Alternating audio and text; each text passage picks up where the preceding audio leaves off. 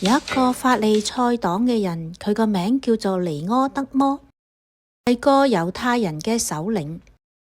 有一晚，佢嚟到耶穌嗰度，同佢講：辣彼，我哋知道你係由天主而嚟嘅師傅，因為天主若果唔係同佢喺一齊嘅話，邊個都唔能夠行你所行嘅嗰一啲神蹟。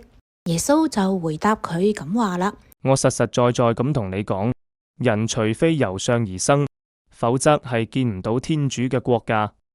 尼苛德摩就咁話啦：人已經年老，點樣能夠重生呢？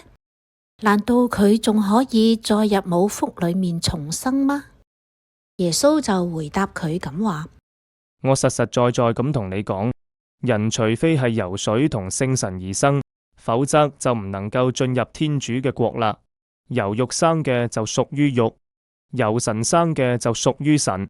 你唔需要驚奇，因為我同你講，你哋應該由上而生。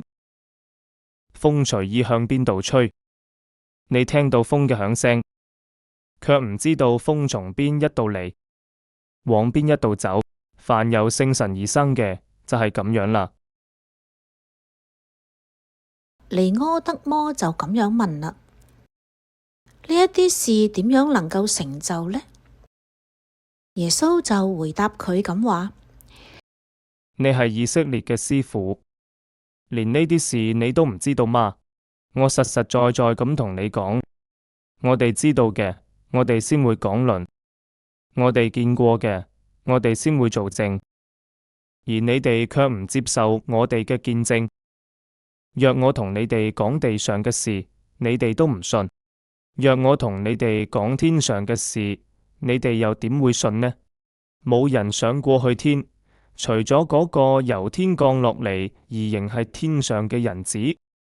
正如梅瑟曾係曠野高舉咗蛇，人子亦都應該照樣被舉起嚟，使凡信嘅人係佢之內得到永生。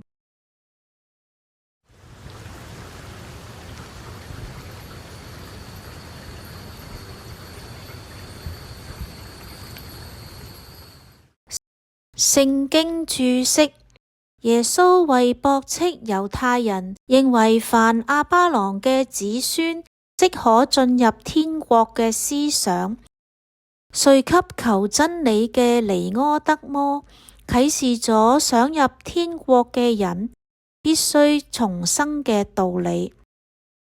重生就係由上而生，或者係由天主而生。由水和聖神而生，係講人外面藉住聖洗聖事，內在由天主聖神獲得超性嘅生命，先至能夠屬於默西亞所立嘅神國。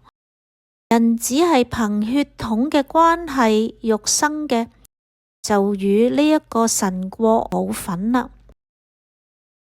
耶穌知道尼苛德摩唔明白呢一個神秘嘅道理，遂以自然界風嘅妙理作比較，叫佢不必奇怪聖神嘅奇妙化工。